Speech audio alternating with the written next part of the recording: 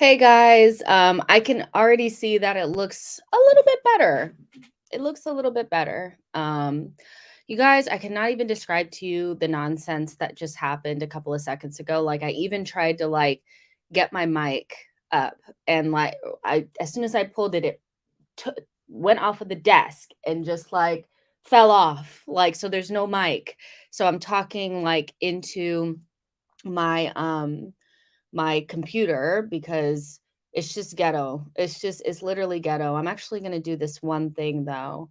Um and take that off and see what happens there.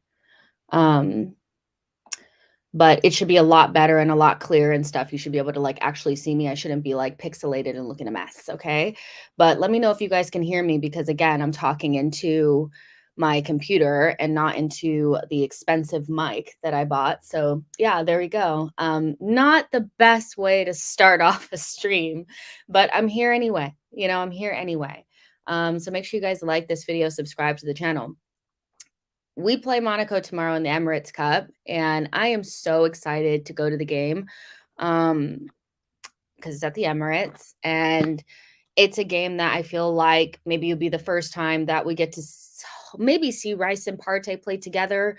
I do think it's something that I would like to see Arteta at least try one time before preseason ends because once the season starts, I have a feeling we're not going to see it that often. Like if we don't see it in this game, I'm not sure we're going to see it. Does that make sense? So I would love to see the Partey Rice midfield concoction happen in this game. But ultimately, I just want to see a continuation of what happened against Barcelona, which was a lot of really good, connections. The players seemed to look a lot freer, like they were having a lot more fun. The football was just better. Like it was night and day from what we saw against Manchester United. And yeah, we still had some defensive issues, and it would be nice to get out of this Monaco game without conceding anything.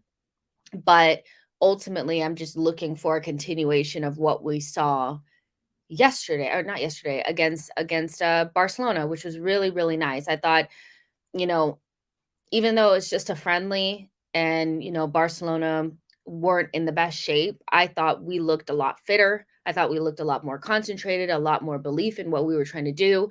I don't think it was like a coincidence that a lot of the players were in the similar positions that they played before. I think having so many different changes in the United game didn't necessarily help us.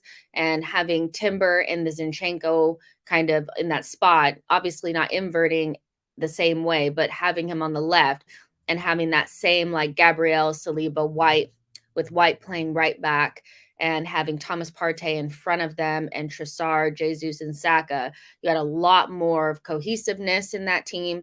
And so I'm looking for more of that.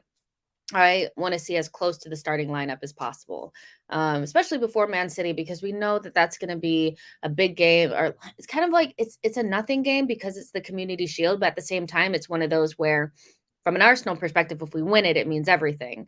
If we lose, for rivals, that it's going to mean everything, right? So it is a big game. Everybody's going to be watching. I remember when Liverpool and Man City played against each other in the Community Shield last season and Man City lost. Liverpool fans were really taking that very seriously. And so I feel like, yeah, it's going to be one of those. Do you know what I mean? So, yeah, I want to see us against Monaco first at home, giving the vibes, and we'll see how things go against Man City in the Community Shield later on. Let's see what you guys are saying. Doe Betta says White and Saka are deadly together. I like Timber, but prefer White to start. Daniel says Brill Embolo is going to bully our defense. Mark my words. Mo Patty says, hello from South Africa. Hello. Thank you so much for tuning in. I really appreciate it. Says, thanks for the engaging content. I discovered you from the Amazon documentary. Yeah, like the funny thing about that, like short story, because obviously like we don't have all the time in the world, but you guys know I love to tell you guys little stories.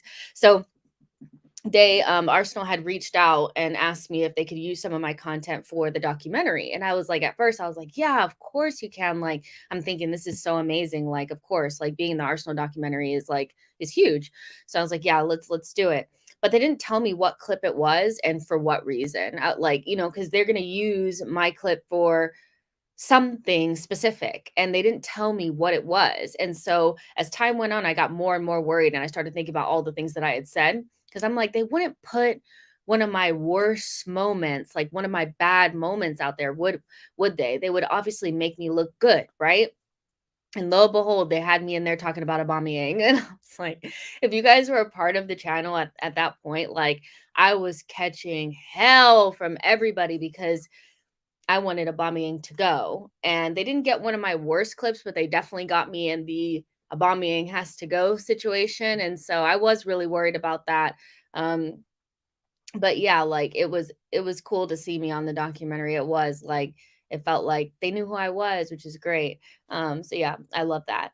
Um, V says, Jess, do you think we're ready for the Community Shield? We're probably as ready as we need to be. I think it's a preseason game, or like, kind of like a friendly. I think we're as ready as we need to be. I think you can think of it either one of two ways. Like, that it's a good thing playing City so early, because if you get the win, it gives you confidence. But playing them so early and potentially getting blown out could hurt us mentally. But at this point in this team's like progression, I would hope that a loss to Manchester City would, if it happens, one, be close, and two, not hurt us mentally to the point where we crumble at the beginning of the season.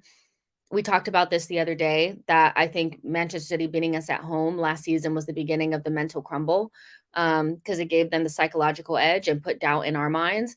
And I think we have to get over this fear of Manchester City. It's, if you lose to them, it's not the end of the world, but also we have to get to the point where, like, they don't have our number all the time. I think the first time that we do beat them in the league, in particular, will get that monkey off of our back, and maybe beating them in the Community Shield could give us the confidence to do it. Now, the competitiveness in the Community Shield is nothing like the league, but you never know what friendly games or non-competitive matches or smaller games could do for a team's confidence that maybe needs a little bit of it starting out the season. So I think we're as ready as we need to be. I think we're going to see a similar lineup to what we've seen against Barcelona, to be honest. But yeah, let's keep going. Martin says, Jess, it was great to see you on AFTV. You guys know I still haven't watched myself back. Like, even though I do this, and I love creating content, and I love creating videos, and I love talking to you guys, I actually despise hearing myself and seeing myself back. I'm like, who is this person? Like, who is this? Because it's not me. Um, and so I haven't watched it back because I don't know. I can't right now. I need some time to go by, but it was fun to do it. I'm glad that, like, in LA, I was able to meet so many people, and so many people were so nice. And like, if you're in the chat right now and I met you in LA, or you saw me, like, you guys were so cool. Like, I don't consider myself anything special or anything like that. So like, when people come up to you and they're like, hey, Jess, I'm like, first of all, like, how do you know me? And then they're like, oh, your content, blah, blah, blah. And I'm like, oh, that's so cool. So yeah, like, you guys know I consider you guys like my friends. So like, it's so cool to meet you guys like out in the streets. Like, do you know what I mean? And you guys are always like really good vibes. I love it. Um, let's see. But also what I do want to talk about a little bit of transfer stuff before we like really get into the preview, because I know you guys were asking yesterday about what's going on with Rhea, what's going on with this, what's going on with that. And so I think it would be a good idea to kind of like touch on that stuff first, get that out of the way, and then kind of like tie it up with like a preview of what we want to see, the lineup, if there's any availability issues. Honestly, like, unlike a normal game, we're not getting the information from the club in terms of like who's available and who's not. We know roughly who will kind of be in the mix, and we can kind of look in between the lines in terms of like pictures online and stuff like that. But it's very difficult to know exactly who's available and who's not. But we'll go through all that kind of stuff. But I really want to do some transfer stuff, albeit it's not a lot, but I just want to make sure that we get some of that stuff out of the way, because tomorrow we'll definitely be talking Monaco.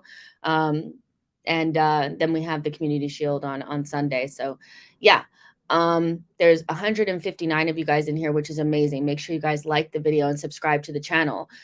Let's kind of talk about the outgoings first because that's where the majority of the information is coming from.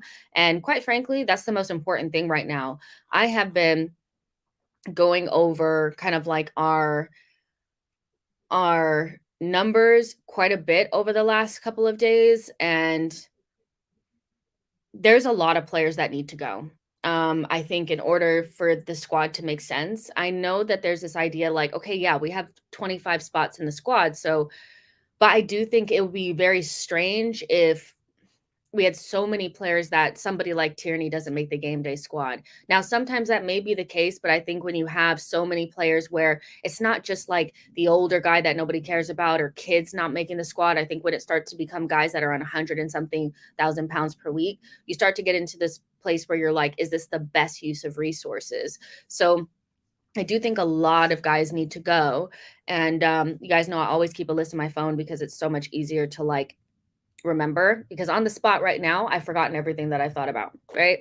So, just in general, like, Pepe, Cedric, um, those two in particular, I think the lack of interest says quite a bit. I think the lack of interest, a lot of it has to do with the wages that they're on. We know that Pepe is on over 100 something grand per week. I think it's 120,000 pounds per week. And so that's going to make him difficult to shift, especially with 1 year left on the deal. Because if anybody's truly interested in him, they probably would wait it out. And so they don't have to like, pay those wages for a whole year or anything like that. So I think, from Pepe's perspective, like there's still people that are calling for him to be reintegrated because you don't just cancel the contract of an 80 million, 72 million pound asset. But the reality is that like I think the best thing you possibly can do at this point might be to cancel his contract. The fact that like no Saudi clubs are even sniffing around him, or they were, but they weren't interested enough to pay him the mega wages that they've been paying everybody else. Remember, Jordan Henderson is like either the first or second highest paid player in Saudi Arabia. Like that's insane. So if Pepe is being turned away because of wages, we know that his stock is extremely low. That's not to say that he can't be a decent player for somebody, but I don't think that that's for Arsenal. We're in a very serious like scenario going into this season where there's going to be a lot of pressure, and I'm not sure that Pepe is somebody that you want to spend time trying to get confidence up, reintegrate, and things like that at this point. So canceling his contract is probably the best thing that you can do, but nobody is really sniffing around him. And so I would expect at the end of this window that that would happen. Also with Cedric, he's on 75,000 pounds per week, which is a lot for like a squad player. And he's another one that I think has like a year left on his deal.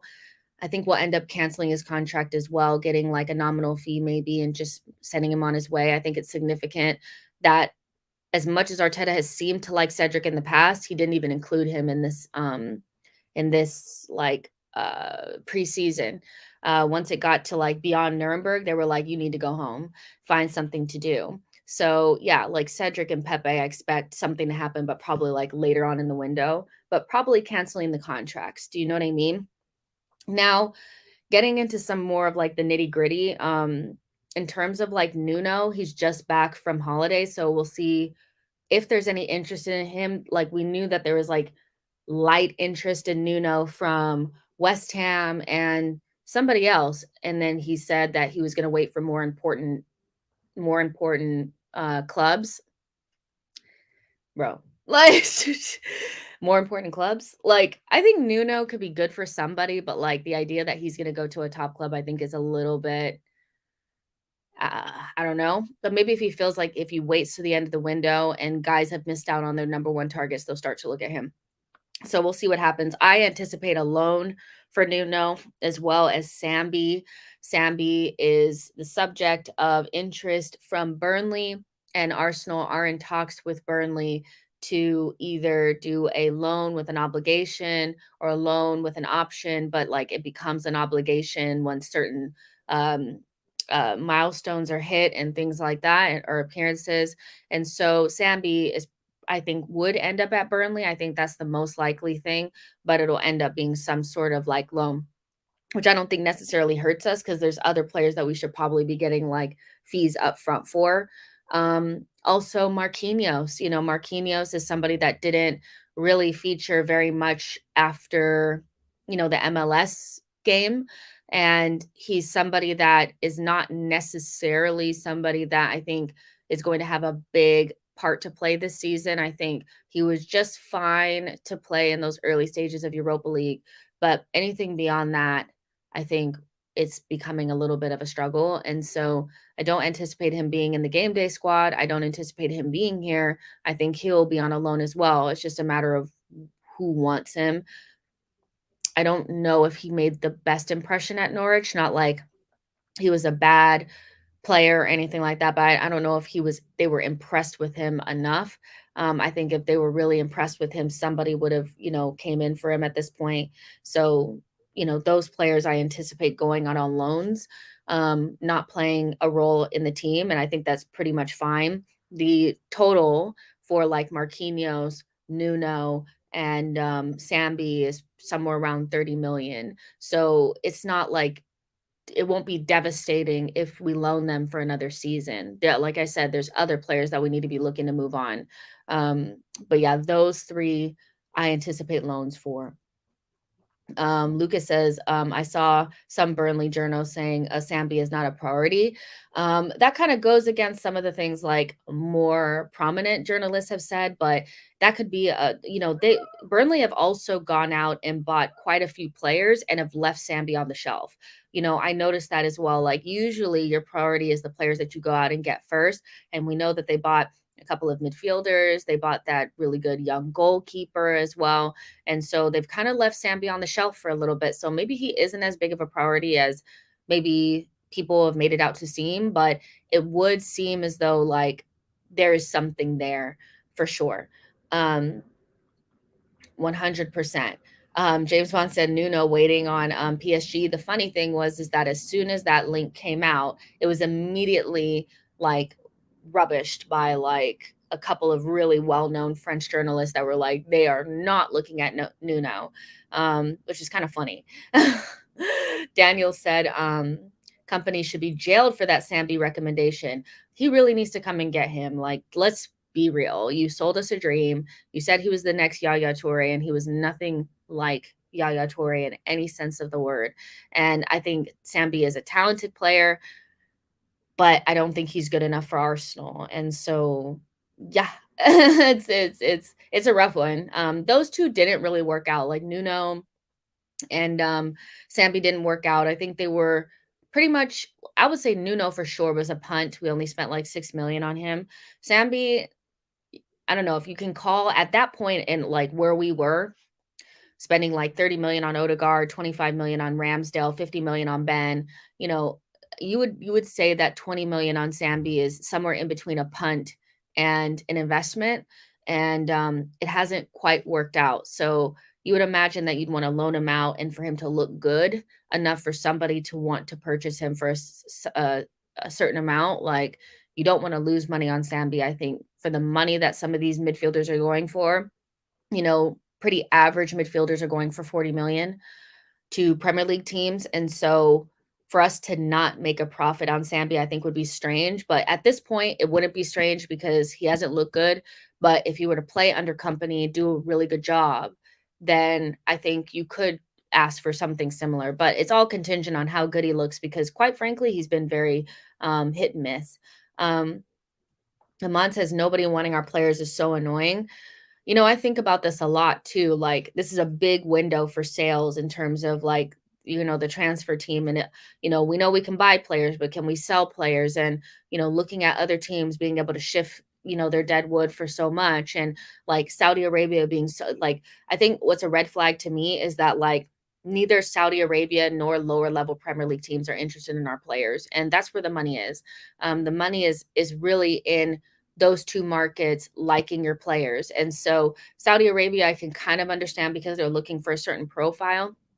They're looking for, you know, um, pretty talented players. Some are a little bit older, some are a little bit younger, but people that are going to raise the profile of that league and make people take it seriously. So I don't think a holding is going to do that for Saudi Arabia. But the fact that like holding is being completely ignored, but you have other like English mid defenders going for, 20, 15, or like even people want Maguire for like 40 or 30, So the fact that nobody's even looking at holding Premier League wise is a red flag to me. The fact that we only are going to be able to get 5 for Trusty is a red flag for me. Um, even like Nketiah not being top of somebody's list is a red flag for me. So there's something with Arsenal in terms of like, I don't know if people just don't rate our players. I think perception is really important. I think the reason why Chelsea gets so much money for their players is because they're viewed as a club that may not know what to do with the talent, but they have so much talent. They've marketed themselves as having the best academy in London. And they buy very talented young players, and even if they don't know what to do with them, they still have a lot of value. That's why they can sell Kai Havertz and Mount for lots of money. That's why they can sell, the likes of Conor Gallagher will go for 40 million. They're still getting money for guys like Ruben Loftus-Cheek and stuff like that. And I think Arsenal have a ways to go to have that type of respect in the market. But it is a red flag to me that like Saudi Arabia and lower level Premier League teams are not that interested in our players. Like to the point where we thought for sure Tierney was going to be the first out the door, and Newcastle have bought other players in and are leaving Tierney on the shelf. I find that to be a red flag, in terms of like how people view us and our players and stuff like that. Um, Unknown C says Arsenal have a very bad image in the sales department. Got a lot of work to do. I agree. C. Walter says, "Yeah, mate. Really surprised no Saudi clubs are in for Pepe. Seems perfect for them. A moment's player. I mean, yeah, like an injury prone. Saint Maximum went for like 35 million. So um, it's a little bit like damn. But Don One says a correction perception is key. I think that's a big part of it, for sure.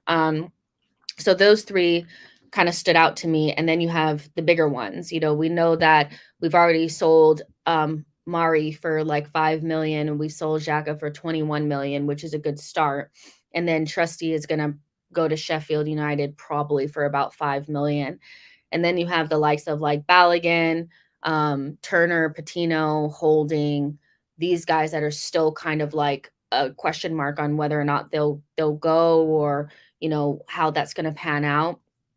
I want to talk about Balogun in particular because this is one that I felt like would be pretty easy. 21 goals in league, tons of hype around him, in terms of like US men's national team stuff, made it pretty clear that he wants to go, so much so that the US men's national team Twitter, who I found last night, were basically crapping on Arsenal, saying that basically our management needs to get it together because Balogun wants to go and Balogun sets his price, which is just like nonsense. We know that that's not true. But I would imagine that somebody with so much hype around him, more people would be coming in for him. And I get that maybe 45 million or 40 million or even 35 may seem like a lot for him. But when you have other players like that, Openda or whatever his name is, went to RB Leipzig, they got him, like they got 40 euros for him. And yeah, that's not what 40 euros is, what, like 30, like 35 pounds or something like that. So that's not like 50 million, but that is like a good amount. I think Inter offered more like 25 million euros plus 5 million in add-ons. Like that's, I feel like, and then they just ditched, so I think I still think it gets done. I still think he goes. I think he goes for around between 30 to 35 million. But the fact that this is going a little bit slower than I thought is a little bit like, huh, and I would imagine some Premier League teams would be interested in him because, like, I mean, a lot of teams need strikers. I would imagine Brentford, at least until Tony gets back, they need a striker. Crystal Palace, they need a striker. West Ham, you need a striker. So I'm surprised that like nobody is really coming from for Balogun Premier League wise. I know that Inter have kind of turned their attention to Scamacca, but Ben Jacobs just kind of put a tweet out there saying that Balogun has asked Arsenal to put his price down, and Inter are not completely out of the race for Balogun. And so this may be a tactic from Inter to get us to, you know, decrease the asking price and also to make Balogun become more vocal about wanting to leave. Balogun strikes me as somebody that I wouldn't be surprised if he ended up on, Piers Morgan's show talking about how badly he wants to leave, Arsenal FC prison. So we'll see how this goes. But as time goes on, I can imagine, more and more coming out about Balogun desperate to leave, more people out there speaking on his behalf, saying how badly he wants to go and how his price is too high. But I still think Arsenal should hold firm because, 25 million is just not enough, especially in euros. That's very low for Balogun. I think 35 million pounds is probably the lowest we should go. You know, this is Balogun. Like, this is somebody that has huge potential, who the Athletic was doing articles about, saying that Arsenal were potentially making a mistake because statistically he's very close to Kane. So with all the hype that's been around this guy, I would expect us to get at least 35 million for him. Like, come on. Like, Daniel says Inter sold their goalkeeper for 55 million and they want a striker for 25 million. Yeah, that's the thing. It's like everybody wants things for cheap. Like, they want to sell high and buy for cheap. It's just crazy. A cow says we should go for Brighton. Who's that? Who buys and sells well? Oh, like their sporting director. Edu is good at giving players away. Don't know the market. It's going to be very, very clear kind of where we are in terms of like ability to sell, like after, because we have assets that, like if Man City were trying to sell Patino, they would be able to sell him for like 10 to 15 million. But Arsenal are really struggling because they have to put this buyback clause in, right? And so we saw, like, and I don't know how Man City are doing this, but they're able to sell players in from their academy for more than a lot of teams are able to sell players that have actually played for their first team. So Arsenal, I know perception is key, but we need to start getting to the point where, like, Patino, who was very hyped, people were saying Barcelona were looking at him and he's so good and we were a fool for letting him go, that this guy who's been also pushing for a move should be able to recoup 10 to 15 million if he's as good as people say that he is. Yo-Yo says clubs out of Europe are broke and so will play the long game. I hear that. Let's see. Dubetta says goals in the French league don't impress anyone. Fair enough. Um, Gigantesco Club de Football says these broke ass Italian clubs are annoying, paying via Klarna. Yeah, it's the same old, isn't it, with the Italian clubs? They want you to buy their players for so much, but then all of a sudden, like, they're broke. And I do think they're actually broke. I really do. I think the way that they do business, like you see what's happening with Juventus, I think they are pretty poor. And like we saw it with Locatelli, that like the club that he was leading from allowed Juventus to loan him for like 2 seasons so that they could facilitate a move for him. Would you ever hear about some nonsense like that in the Premier League? Like, I don't know. Not even Man City, let's say like Liverpool are so desperate for, some player playing in the lower Premier League teams that they'll loan him for 2 seasons to Liverpool just to facilitate the move. Like, have you ever heard of anything like that? That's such nonsense. Philip, thank you so much for your super chat. Says we will sell Balogun at the end of the window when clubs are desperate for a striker. I'm not worried yet. Fair enough. I'm not really that worried about it. I'm just almost like surprised that it's taking a little bit longer. But you're right. It's still time. Obviously, teams will go through their first and second options and then come back to Balogun and maybe even Nketiah, because he's also on my list. I think, I know people are like, but we need a replacement. My thoughts on that are that if I had to choose right now with all the players that we have that can play centrally, Havertz, Jesus, Trossard, Nketiah, and Balogun, if Jesus got injured, who would I pick to play? I would pick Trossard right away. I would pick him without even having to think about it. I would say, Trossard, you get in there. And that I know that it's like, well, Nketiah, he did well in certain points. I think Trossard is a better, like for like replacement for Jesus. And so if you have Havertz, you have Trossard, you have Jesus, and we play this fluid system that doesn't really require a number 9, and Nketiah is not really a tall, strong, physical, clinical number 9, then I'm also willing to sell him as well because he doesn't really give any sort of variation. It's not, he doesn't offer much difference, to be honest. So from my perspective, Nketiah is also somebody that if a good bid came in, anything between 20 and 25 million, I would sell. And I think somebody will come for him, like a Crystal Palace or West Ham, because he would be good for teams like that. And Nketiah needs to be in a team that's going to create the chances for him, and he's just going to have to work hard, get in the box, and get on the end of things. At Arsenal, there's too many requirements for the center forward. You have to be a number 10, you have to be a number 8, you have to be able to go wide, you have to be able to score goals, and you have to be able to dribble and do so many different things. And on a consistent basis, Nketiah doesn't have that skill set.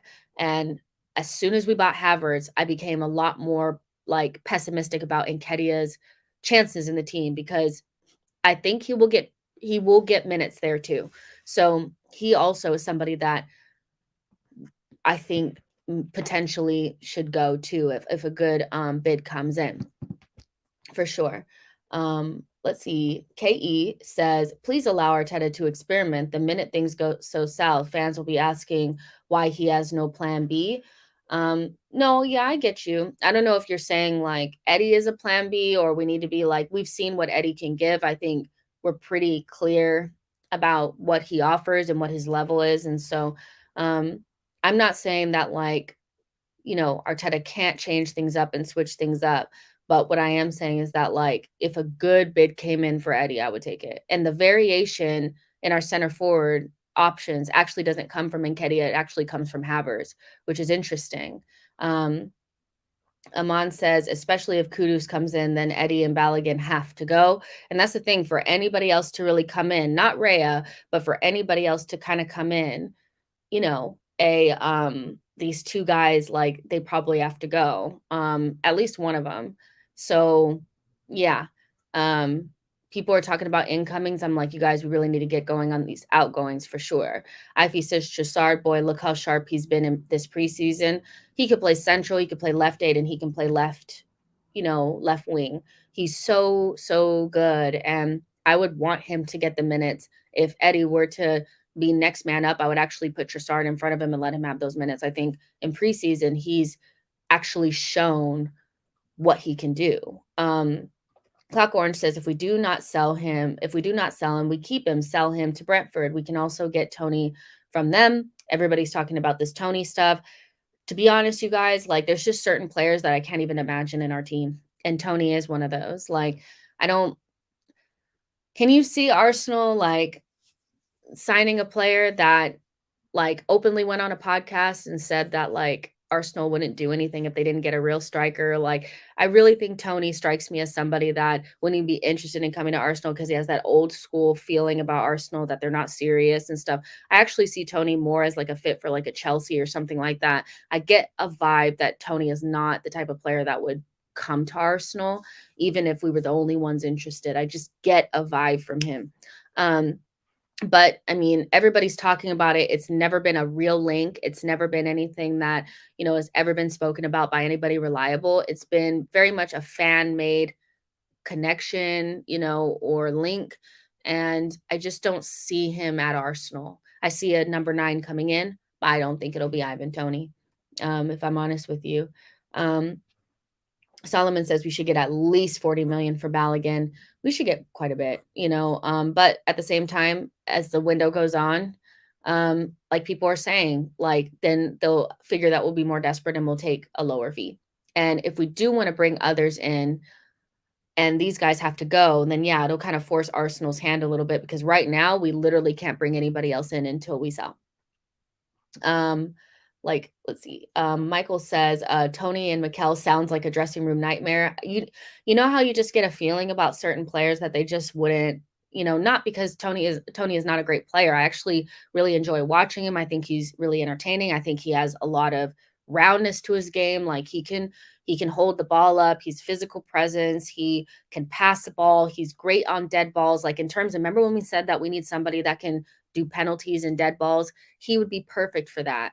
But I just see him being kind of a little bit of a dick. And if Arsenal were interested in him, I don't really want to go to Arsenal. I could just see it. Like, I don't know. But maybe I've never seen a link to him, you know?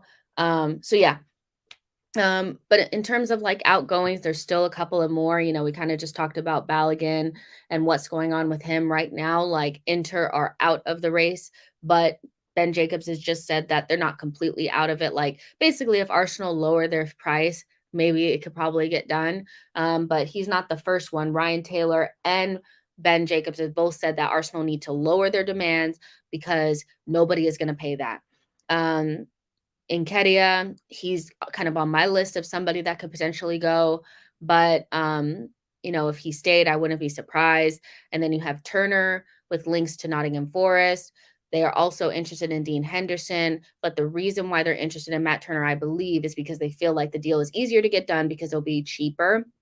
So, and that's the reason why we're looking at Raya. Like, I know people are saying, oh, well, we're interested in Raya because Arsenal don't like Ramsdale and, they're whatever. But I think it's a combination of Arsenal being open to move on Matt Turner, and then there's a club interested, and then an opportunity because Raya is trying to leave Brentford. So Turner is somebody that could go. He's also somebody that we purchased for quite cheap. And so if we could flip that and make, 10 to 15 million on Matt Turner, I'd be very happy with that. But everything about that is kind of went quiet, which makes me think that negotiations are just kind of like happening now.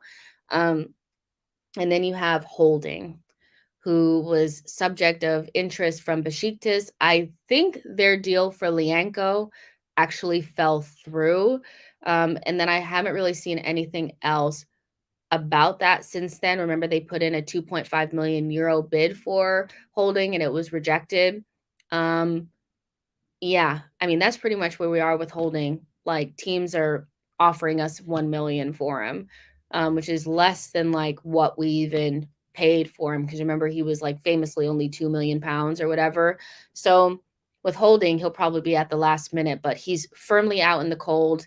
As soon as Timber came in, I think his role in the team just became even smaller, which is a good thing. So hopefully we get to move him on as well. Like with Holding, like what else do you want? Like 5 million? Like I just don't see anybody coming in with significant cash for somebody that has been so synonymous with mistakes and being average. Like, do you know what I mean? Boy says still want Partey out, can see him being in jail, blah blah. Yeah, I hear what you're saying. I I think as the window, we're getting so close to the season that I can't see it happening because Arsenal would need to bring in a replacement. So the season starts in 2 weeks. And so, if nothing happens soon, it won't happen because Arsenal are not going to do it.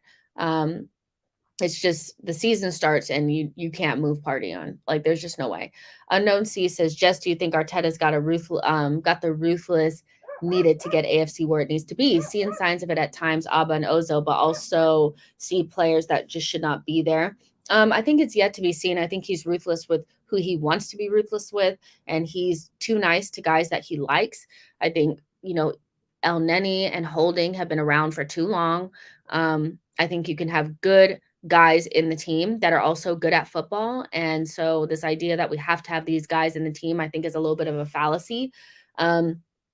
So for me, I think he's too nice. And I also think there's times where there's guys in the team that make mistakes or are in really bad form for a significant amount of time and don't get dropped, and others get dropped a lot quicker. So yeah, I think he has it with some people. He has a lot of that Arsene Wenger in him where it's not really like across the board. Like it's very much like he has his guys that kind of always play, and no matter what, they come straight back into the team. And then you have guys that are not as popular with the manager. So yeah, it's yet to be seen really. Let's see. Solomon says, I can't wait to see healthy competition between Raya and Ramsdale. You guys know my um My feeling on this is that you can have probably 1 season of good competition, but, you know, I think historically, like, Arteta will not have been the first manager to think of having 2 number 1 goalkeepers, and the 2 times that I've seen it, the 3 times that I've seen it, it hasn't worked out. Manchester United with Dean Henderson and David De Gea. Dean Henderson ended up aggravating very early on in the season or agitating early on in the season and ended up leaving to Nottingham Forest, like, mid-season. Donnarumma and, Keylor Navas. As soon as Donnarumma came in, Keylor Navas was pissed. He ended up leaving probably mid-season, and then, Emi Martinez and Leno, where it was just like day one, Martinez wanted to know if he was the number one, and because he wasn't given a definitive answer, he wanted out. And so historically, it just has never worked out that there's been healthy competition between two goalkeepers. And so maybe we get one season of it, but I wouldn't be surprised if with the Euros coming up and stuff like that, that Ramsdale wouldn't want to be number one somewhere else if he's not number one at Arsenal all the time, you know? Um, so yeah, there's definitely that. Um, there's definitely that. Yo-Yo says, "I despise dressing room merchants." I do as well. Like, I've never subscribed to the, "We have to have these types of guys in the team." I never have. I think you can have nice guys in the team that can actually play ball, and a good, like, example of that is Jorginho.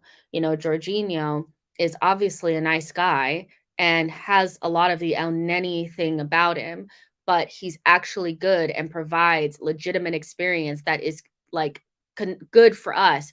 We don't have very much, like, Champions League winning experience, somebody that's kind of, like, won it all, that's done it all. Like, we don't have anybody like that in the squad. So, you know, Jorginho provides quite a bit for us in that way, and he doesn't have to be bad at football. Do you know what I mean? And that's El Neni and Holding would be good for somebody, but they're not good enough for us.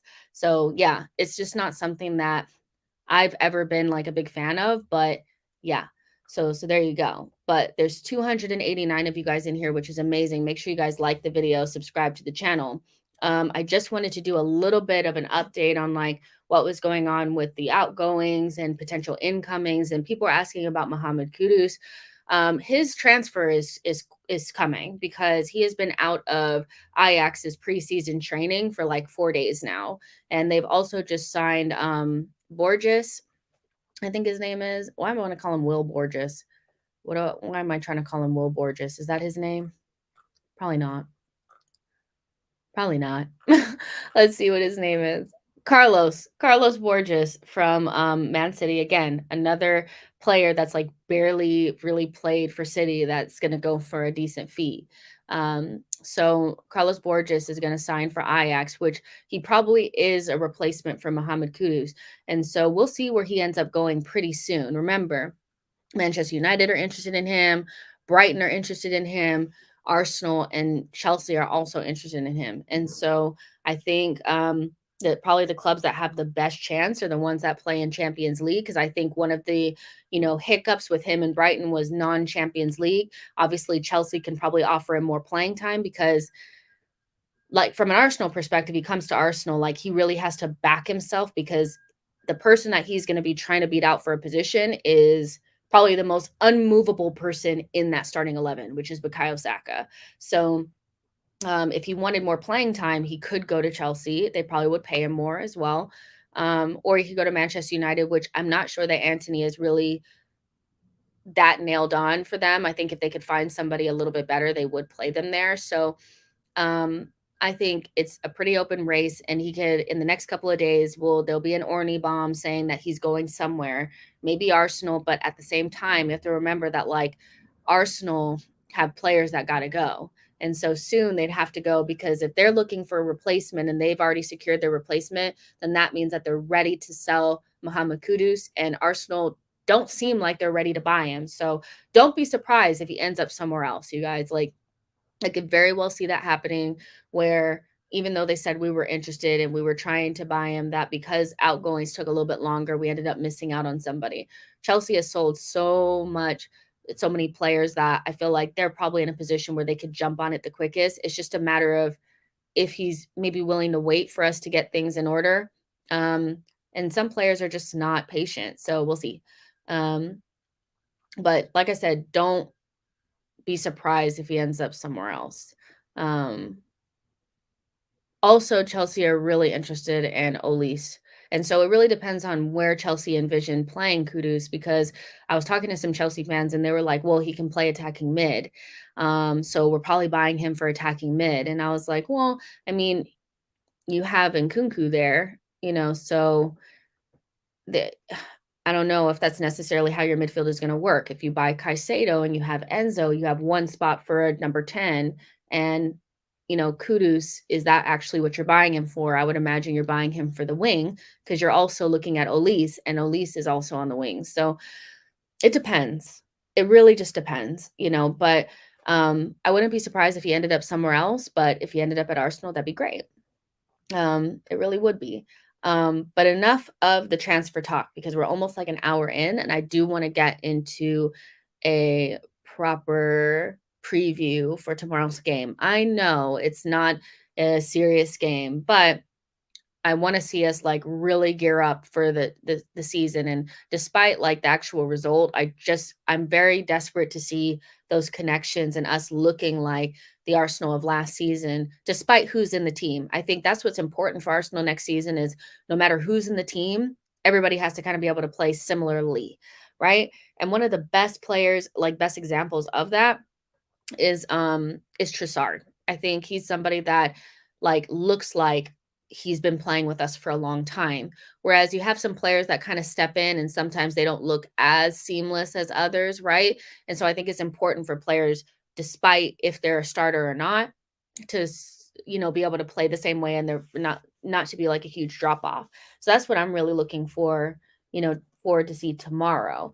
If you guys can get in the chat and let me know in general what you're looking forward to seeing tomorrow.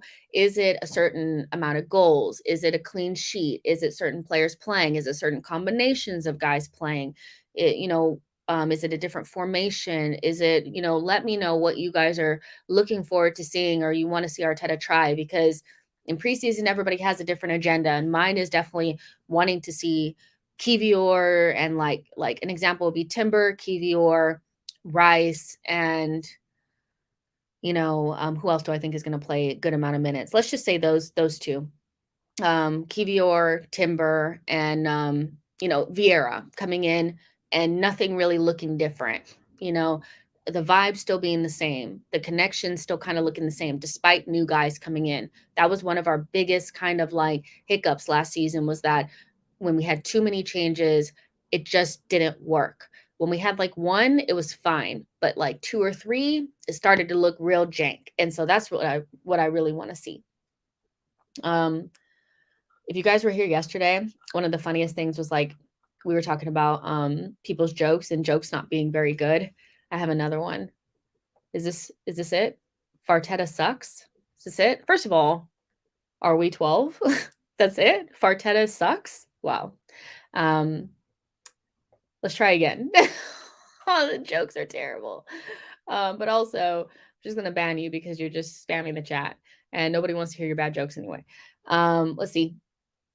Lewis Murphy says, Partey, Rice, no goals conceded, and Kivior for Big Gabby. I like that. I like that a lot. Rice, Partey together is definitely something that I feel like we want to see before the season starts. Right now, it's mostly been either Rice or Partey plus Havertz and Odegaard. But the thing is that we don't know if that's actually what we were trying to do against Barcelona, because like Rice was injured, So if Rice is ready to go, it would be nice to see those two play together. But my feeling deep down is probably Arteta is really going to double, triple, quadruple down on Kai Havertz in that left 8. And so we'll see how it happens. Like I can very much so see a scenario where Rice starts and Partey, comes in halfway through, but we'll see. Or maybe at the 60th minute, because at this point too, we probably want to see guys that are going to start against Nottingham Forest playing more minutes too. So minutes for guys that haven't, that probably are not going to start, are probably going to start getting more and more minimal as time goes on. Mr. G-Day says, still looking for that dog mentality within the team, that game mode switch collectively. Yeah, I think we had a lot of that like last season, especially at the beginning. You could just see like from Crystal Palace, until about the World Cup, like we were just on it. We were just like a different animal. Everybody was on the same page. Everybody was, working for the same thing.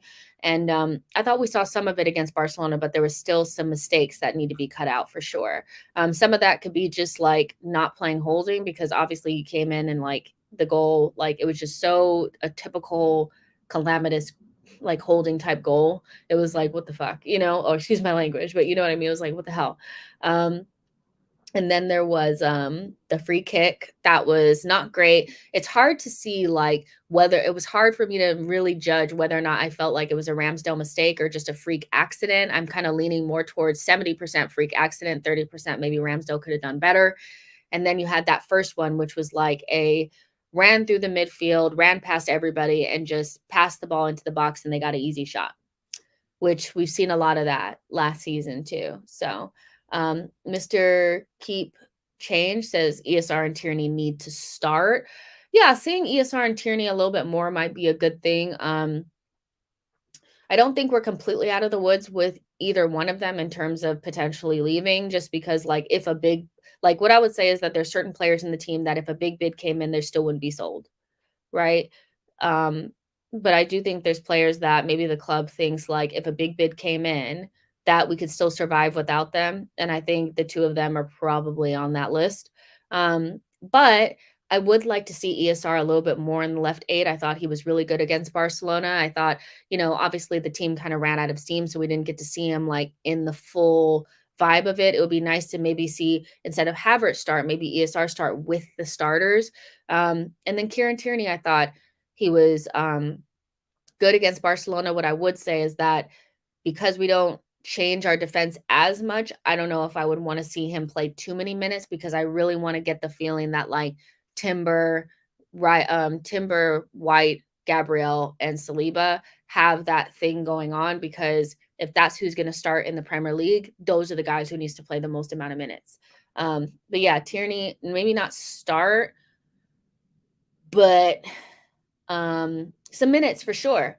MM says, I want to see if Rice can play the lone pivot. Havertz on the right, Trossard on the left, with Timber at center back. That's interesting seeing guys just play different positions.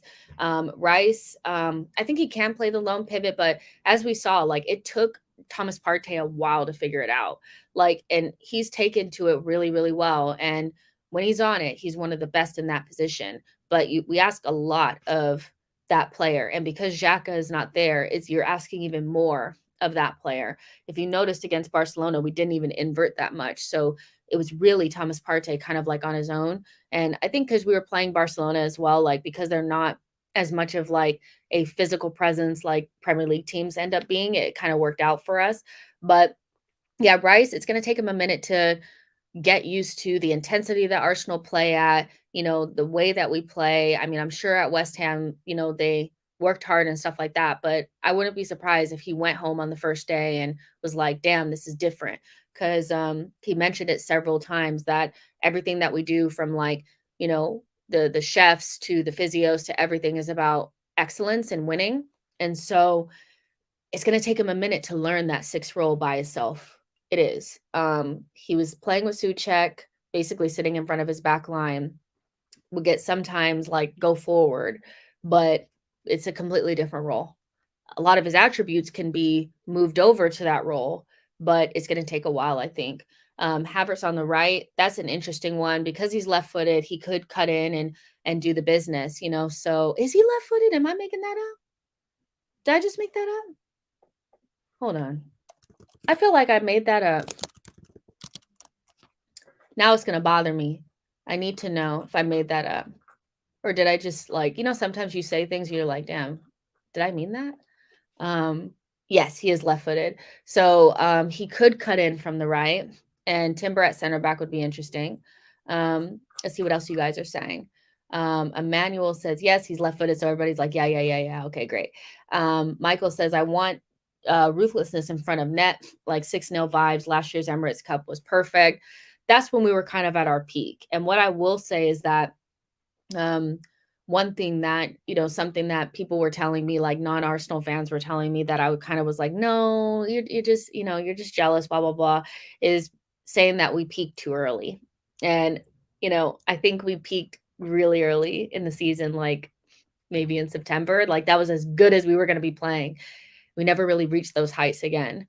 And so I'm just thinking, like, as well, like, I don't have to see our best just yet.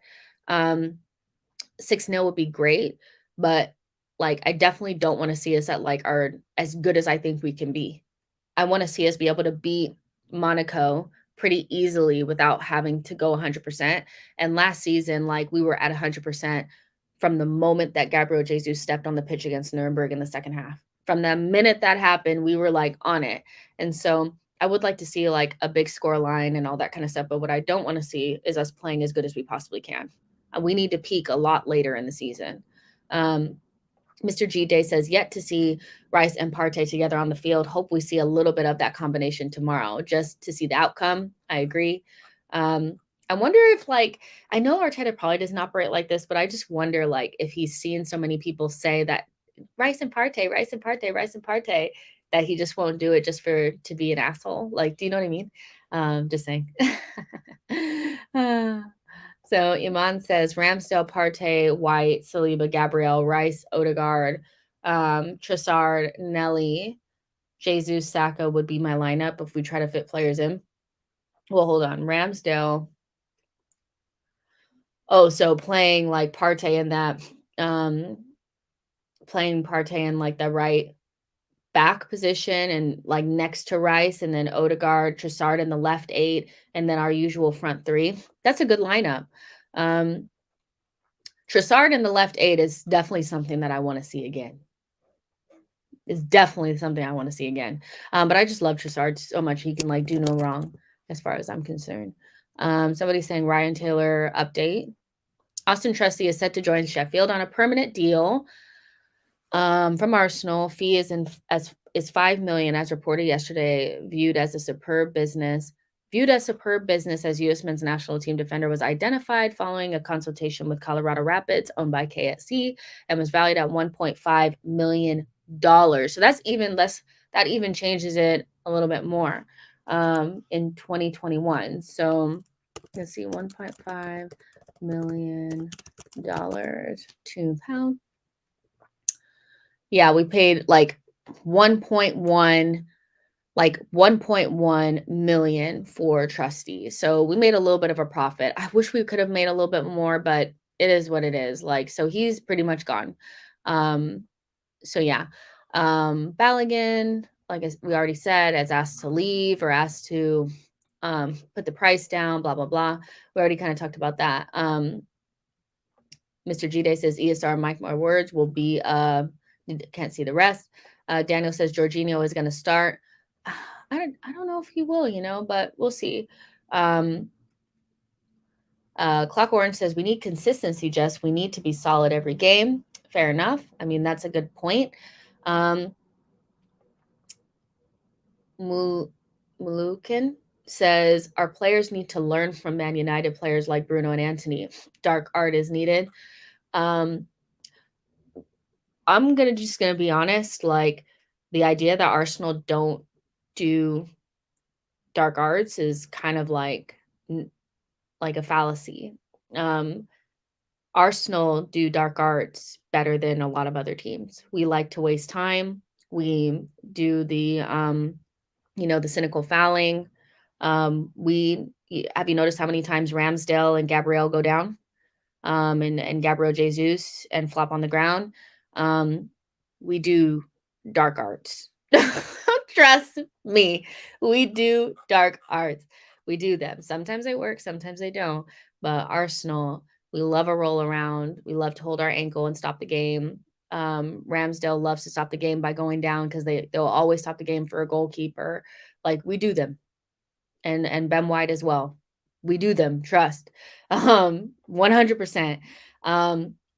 And I don't want our players doing anything like Bruno or Anthony. Like, let's be serious. Like, you know what I mean? But yeah, so you guys kind of said some things that you want to see in the game, which is great. So let's go ahead and like build a little bit of a lineup here because that's what we always do. It's fun. Um, and it won't hurt nobody. Let's see. But yeah, talking about we need to learn from Anthony and Bruno. I don't want to learn anything from them. And I've seen us do a lot of stuff that I was like, dang, that wasn't right, was it? A lot of time wasting because we know we can waste some time, but if somebody else is wasting time, we get mad. Also, the time wasting rules are changing, which I think is really interesting for a team like Newcastle. Because they love wasting time over there. So here we go. Here's our lineup. We will most likely play in this formation. So we'll go with Ramsdale, obviously. He's our number one right now. This is where the opportunities are endless because we can do so many different things. But I'll just say right away, we know Odegaard. He's my favorite player. Will probably be there. And Saka will probably be there. It has to be Jesus, right? Because it's like, unless he's injured or something, which I don't think he is, we need to see him playing with the starting 11. I think I was starting to get really frustrated by him not starting and playing in the second half. So I was happy for him to start against Barcelona. I thought he looked really sharp, albeit like he didn't score a goal, but I thought he was really energetic and kind of looked a lot more like the Jesus of last season, which is good because I was afraid of what that knee injury would do. This is where it just becomes, it could be anything. It could be anything truly. But I think based on like kind of what we've seen, because I haven't seen Zinchenko train, he's not an option. I'll be honest with you. If he was fit, he probably would be the player that I want to see because if we make changes in midfield, I want everything else to be as close to last season as possible because trying to integrate 3 players at one time to me feels a little extra. But let's just say we go with kind of what we did in the last game, which I thought pretty much worked, which was so crazy that they're twins, right? Go with Timber. And then you have like the center backs, obviously. I think it'll be the center backs that we know. I would like to see like Kivior get some minutes at some point, but definitely doesn't need to start or anything. And Saliba in there because that's, kind of what we always do. And then Ben White. The thing is, I don't know much about Monaco, but what I will say something about Ben White that is becoming, I think, something that people are going to really target next season is, you know, him in wide areas and doubling up on him in wide areas and really seeing if, Saka is going to come back and help because we saw with Balde and Ansu Fati that like White was getting absolutely toasted on that side. And it wasn't that long. It wasn't that long of a period, but if you can imagine the better left wingers in the league, thank God Zaha's gone. But I could see a scenario where we have to do something different there because it's not that Ben White's not a great player. Like most players have a flaw, and it's only the top tier players, like the best in the world that have barely any flaws. So you'll always be able to find some. And Ben White, his thing is defending in wide areas against really fast, tricky wingers. I think he's more of a center back in the way he likes to defend. And if he's in those wide open areas, he tends to like dive in and then guys are past him pretty easily. And so we might have to do something a little bit different there if there's a different type of player there. And maybe that's when you play Timber instead of Ben White. But I think this makes the most sense for now, just because if Timber does end up going forward or inverting in, what you have is like the same back 3 that you had last season with Saliba through the middle. And I think one of the things that I didn't like against Man United was that Gabriel was in the middle and he's not as good in through the middle. And so this makes the most sense to me. Charlie says he pocketed Zaha. Yeah, he did that. He did that at the beginning of the season. He pocketed him at the beginning of the season. All I'm saying is that like I remember the Matoma game and it wasn't good, bruh. So yeah, but we might have to do something a little bit different, but that's not to say I think Ben White is an amazing player. He's one of my favorite players at Arsenal, but he has flaws. And so you have to figure out ways not to get exposed by them. And so this is, I think, the best way to set up right now is Gabrielle playing on the left, Saliba through the on the in the middle, Ben White playing in his right space because it also keeps the right side the same. And right now, if you break that up, we're breaking down a lot of what makes us what we are. How many times have we seen the ball go to Saka and Saka go 1v1? Everything, our system is literally built around Saka getting that ball 100 times. And so when you break that down and you have Timber there, somebody else, you start to lose a little bit of Saka. And we really don't want that. And so in the short term, this is kind of what we should probably go with. And then when Zinchenko comes back, we'll see what happens.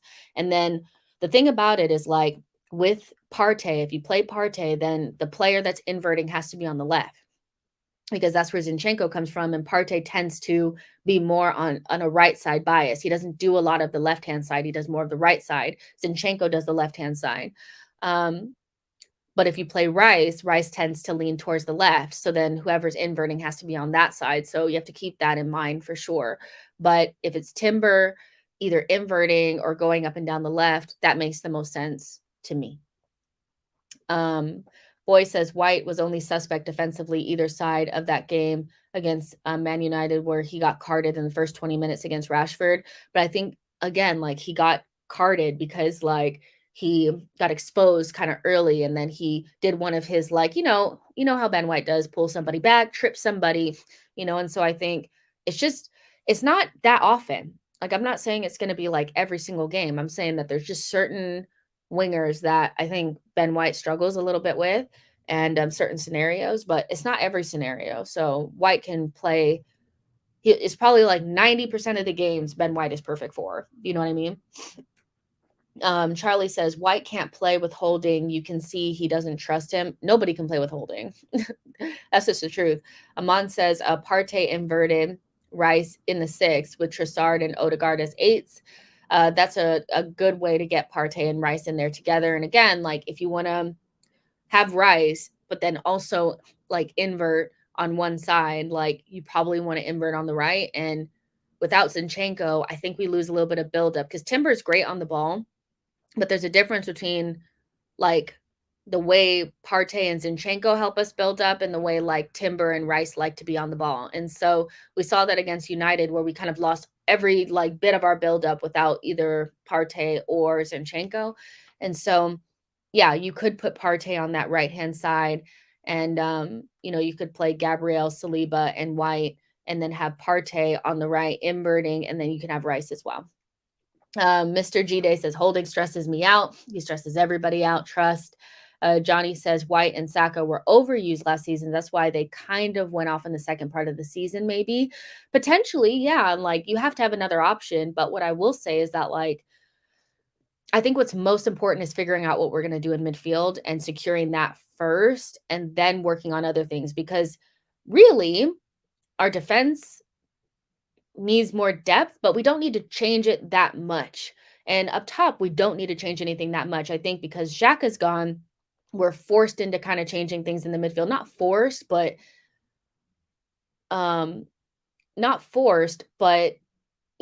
like we've also bought Rice. So there's things we have to change. Oh, Romano tweet, are you guys doing something to me? You guys know that if I check this and nothing has and it's not anything there, I'm ending the stream. Understand Raya has reached an agreement in principle with Arsenal on personal terms. Brentford have been informed on the player side that he wants to join Arsenal, and talks between clubs of formula and price are now expected to accelerate. Dang! It's happening. Oh no, it's happening. What is it? Oh my goodness. Wow. Do you guys know how shook I was about the news? Do you understand? Do you guys understand? Okay.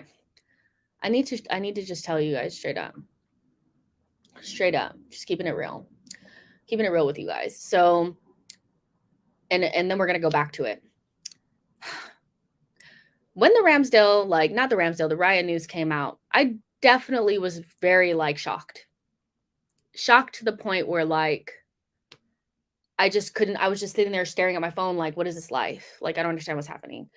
And, I was excited, but then also worried because I love Ramsdale, but I just have this feeling in the back of my mind that it's like kinda like how, "Oh, we're not trying to get rid of Bernd Leno, we're just bringing in another goalkeeper to fight with, to compete with him is fine. Ramsdale just coming in to add competition," and boom, like that, he was out of like, Leno was outta here, and Ramsdale was starting. And I'm worried because I really love, I really love, Ramsdale. I really do. But I love Arsenal more, and if Mikel Arteta feels like this is what we need in order to get better, whether it's competition or, improving upon that position altogether, then that's what we need to do. But to say I was shocked would be like, wow, like it was way more than that. Like I couldn't believe it. Man, I love Ramsdale. I'm not trying to act like I'm not trying to say he's gone, but yeah. It's just a little push. Let's just say it's a little push. Let's just say it's a little push. Mr. G-Day says he needs the push. Love Rams, but he has a lot of unnecessary bad moments. Like it's just a little push. That's all it is. Yo-Yo says Leno never had the personality nor the skill set to be Arsenal goalkeeper. This is true. So I think what you're basically trying to say is that the difference in the situation is that Ramsdale actually does fit with Arteta once, but Bernd Leno kind of had to go because he didn't in any sort of way. I'm going to choose to believe that because, yeah, you get attached to certain players, and Ramsdale is one of those. Like, I'll cuss him so many times. I've cussed him before. I'm not going to lie, but I do really like him. Um, so yeah, but yeah, let's get back into the nitty-gritty because I just had to tell you guys that because I was just like, I don't think people understand how shocked I was. Like I very much was like in just looking at my phone. So here we are. Here we are. And this is who like I'm looking forward to seeing start against Monaco. May not happen, but this is kind of what I'm looking at. Left wing, you guys know I'm gonna have to go with Bossard. That's my guy. Or how somebody was saying Trossardinho. Based on preseason, he should be starting. I mean, there's no reason why he shouldn't. I think Martinelli is still kind of getting over that injury at the end of the season. And Trossard looks, very sharp, very fit physically. You guys know every time I say fit, you guys are like, oh, you think he's fit? That's not what I'm saying. Fit physically. And I think he just probably deserves it, so I want to see him start again. I think this front three was really good. The thing about Rice in the 8 is that I'm not quite sure how that works because, like, as much as it sounds good and it sounds like the right thing to do, the one thing I think about, like, the left-hand position and, like, that left, half space and how we operate in it. And you want more technicians in those areas because the spaces are a lot smaller and the kind of like little triangles that we do in those areas. I'm not quite sure that that's Rice's specialty. I think he's more of like a bull in the china shop type ball progressor that kind of just runs through everybody. He has a little bit of tech on him, but what you really want him doing is progressing the ball on transition and getting you into other areas. Do I think he's a small space ticky tock in, the left half space guy? No. But do I want to see it just to see it and rule it out if it doesn't work? Yeah, I do. I do. And then you'll just play Thomas Partey here because, like I said, unless if they do want to play Rice there, then I get it.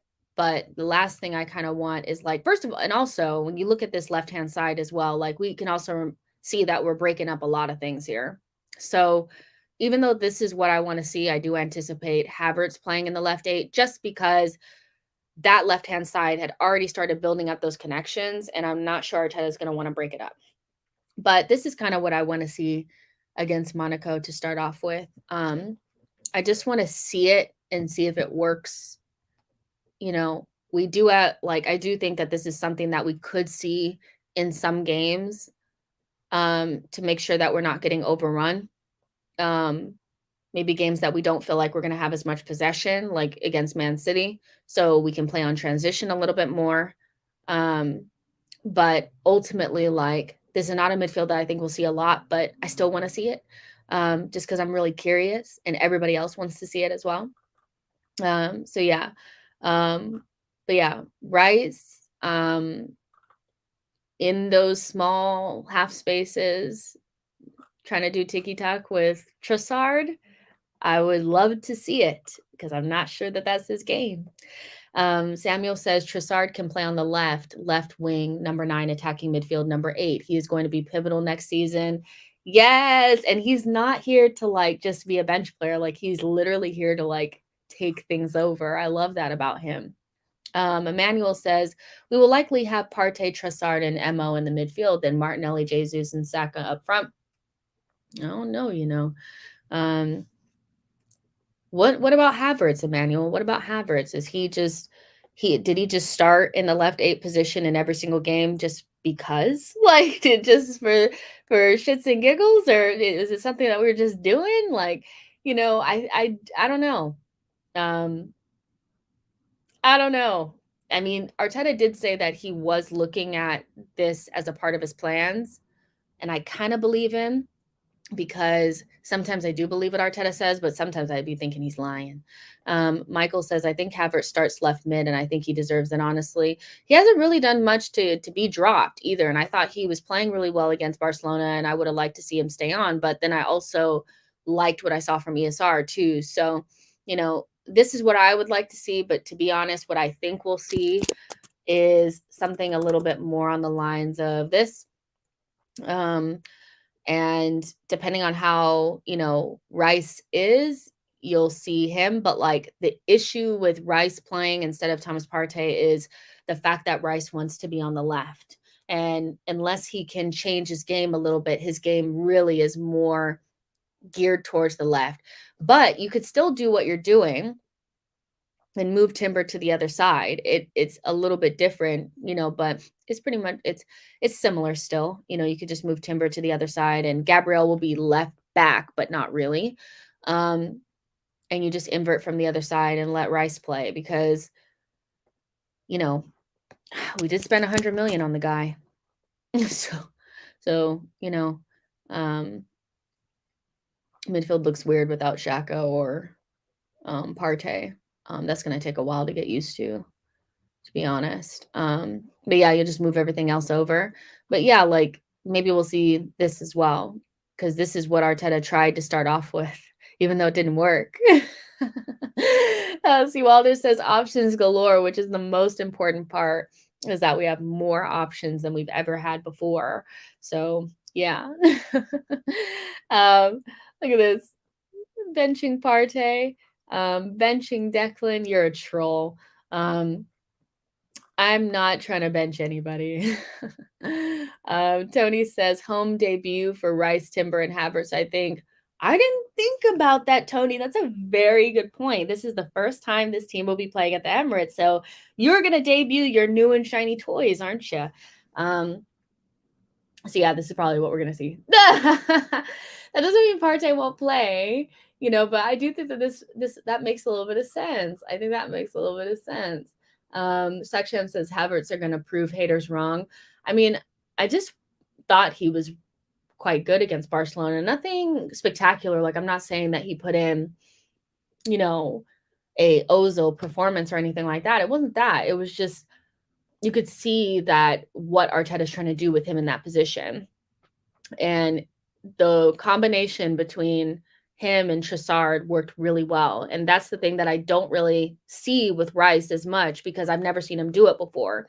But Havertz and Trossard have a little bit of that, like working in those tight spaces, tight triangles, and that kind of stuff in that left half space. Havertz can also go on the touch line. So Trossard can come central.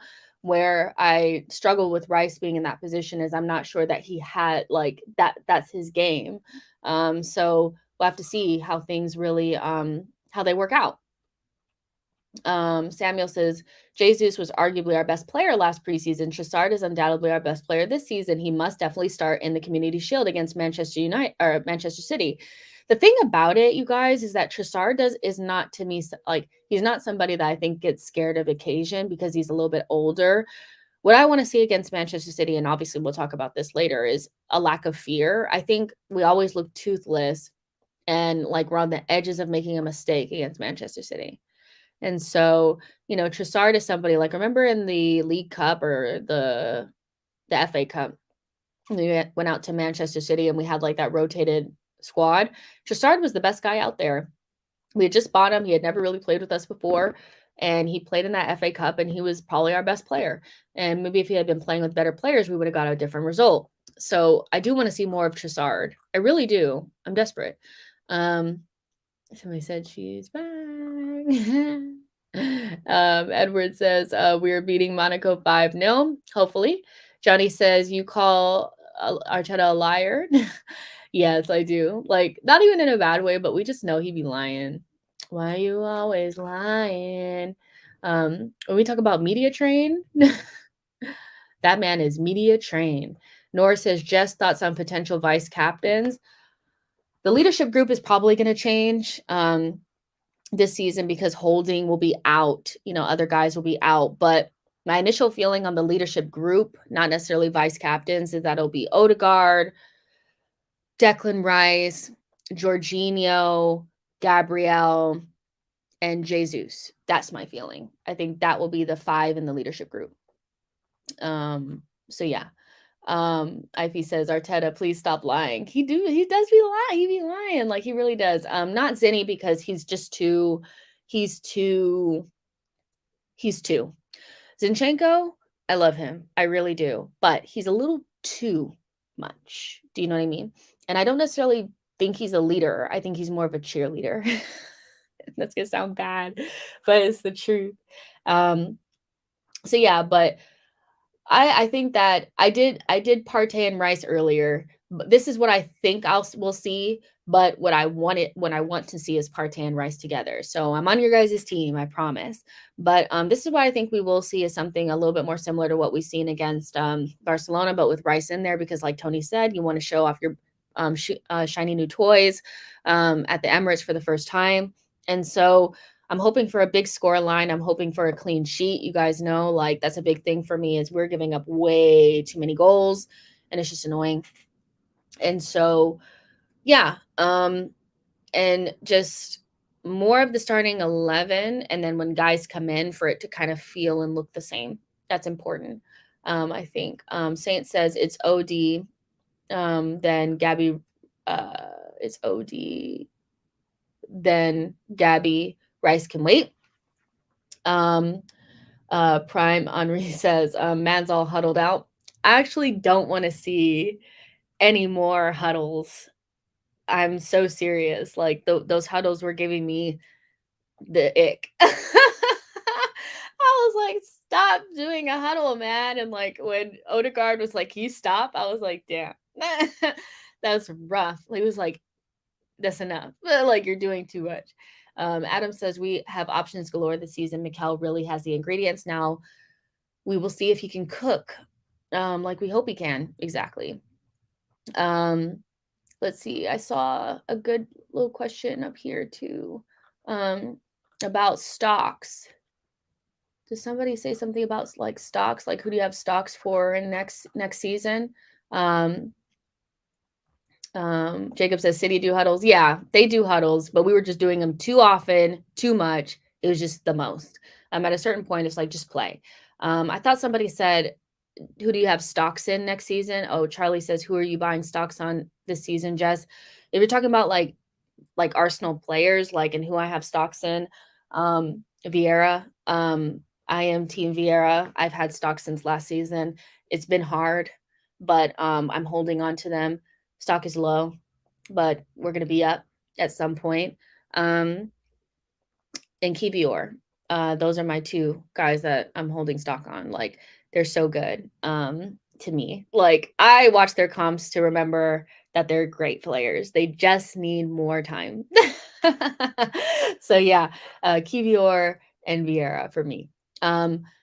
First of all, I don't need to be buying stocks for like Saka and like Odegaard because those guys are already good. It needs to be guys that people think are crap, and then all of a sudden I come up big because you guys know when they play good, I'm gonna be here on this channel telling you guys I told y'all when Vieira scored that goal against Barcelona, I was proud. I was proud. I was like, he's showing it. He's showing it. But yeah, he still has a long way to go. But yeah, Vieira and Kivior. It was something about Arteta saying that like Kivior would change the way that we play. You know, I was like, yeah, this guy is not just coming to just like sit the bench. No, you know. Boy says also Havertz stock. He's got so much slander. The stocks can only go up. Yeah, Havertz too. Like Havertz is a good one. I think Reese is a good one as well. I'm all in for Fabio and Reese. People are saying ESR. Some people could probably, if Tierney survives the transfer window, maybe Tierney. Those are good ones. I still think that like, we shouldn't have like you have to have stocks in guys that people don't think are very good. Zinchenko might be one too because he was pretty much cast aside, last season. People didn't think he was good enough. So yeah, very excited for tomorrow's game. And like I told you guys, I'll be at the game. Actually, like it's really bad. I'm like, yeah, I'll be at the game, but like, what time is it? This is so bad, you guys. What time is the game? I say 6 p.m. Yeah, I'll be at the game. So, there may not be like an after, maybe not, but like maybe the day after. It depends on what time I get home. But I'm super excited to go to the game. Excited to talk to you guys about it. Hopefully we get a win. And it's been like an hour and a half, been a lot longer than I thought we would. But let's get out of here with some score predictions. Let's get in there and say what we think the predictions or how many goals are we going to score, who's going to score them, all that kind of stuff, because that's the fun part, predicting all that kind of stuff. And I'll let you guys know what I think. And go. And go. Predictions. Predictions.